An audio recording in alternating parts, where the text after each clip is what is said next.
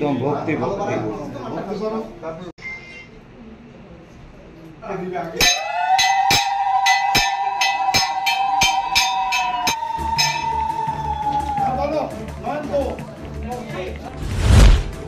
এক বিধবা মহিলার সাথে অবৈধ সম্পর্ক এক ব্যক্তির।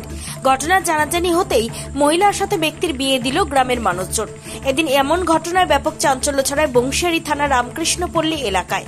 স্থানীয় সূত্রে খবর, ওই মহিলা হরিরামপুরে গ্রুপ ডি পদে কর্মরত এবং ওই ব্যক্তি বংশিয়ারি এলাকার বাসিন্দা, পেশায় জ্যোতিষী।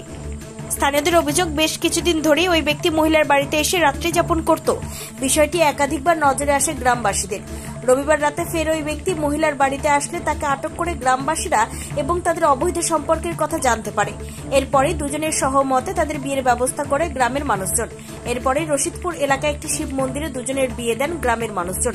এই বিষয়ে গ্রামবাসীরা জানান, আমাদের পাড়াতে অবৈধভাবে একটা লোক, একটা মানে বিধবাই বলা চলে, ওই বিধবার সঙ্গে অবৈধভাবে রাত্রি যাপন করতো। আচ্ছা। এবং আমাদের পরিবেশটা দূষিত হচ্ছিল, সেটা অনেক দিন থেকে আমরা দেখছি। দেখার ফলে আজকে আমরা একটা সিদ্ধান্ত নিলাম যে কালকে থেকে উনি আছেন ভদ্রলোক। আচ্ছা। তারপরে আমরা ওনাকে ওনার বাড়িতে ডাকলাম, ডাকার পরে বেরোলো। তো যে ভদ্রলোক ছিল সে বললো যে না, আমাদের সঙ্গে এটা সম্পর্ক আছে, আমরা বিয়ে করব, হ্যাঁ, এতে আমাদের কোনো আপত্তি নেই। সেই হিসেবে আমরা সব পাড়ার সবাই মিলে এই বিয়ের ব্যবস্থা করলাম। এই শিব মন্দিরে, রশিদপুর শিব মন্দিরে নিয়ে এসে বিবাহ সম্পন্ন করা হলো। এতে আমরা খুব খুশি। ডিডি অফিসে ডি গ্রুপের কর্মরত, হরিরামপুর। আর পাত্র এটলাজার, বাড়ি হচ্ছে রাতে 3 নম্বর অঞ্চলে, দক্ষিণ গ্রাম দলগাতে।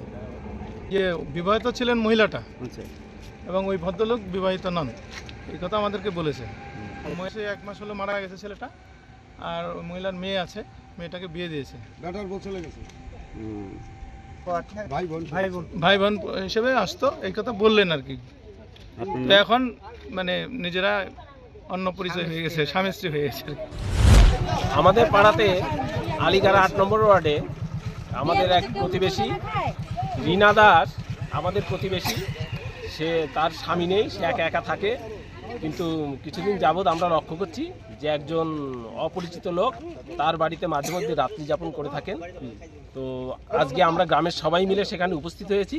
আমরা জানতে পারলাম যে তার নাম বাবু দাস, তার বাড়ি দক্ষিণ দিনাজপুর জেলার দক্ষিণ গ্রামে দরগাপাড়ায়। আচ্ছা।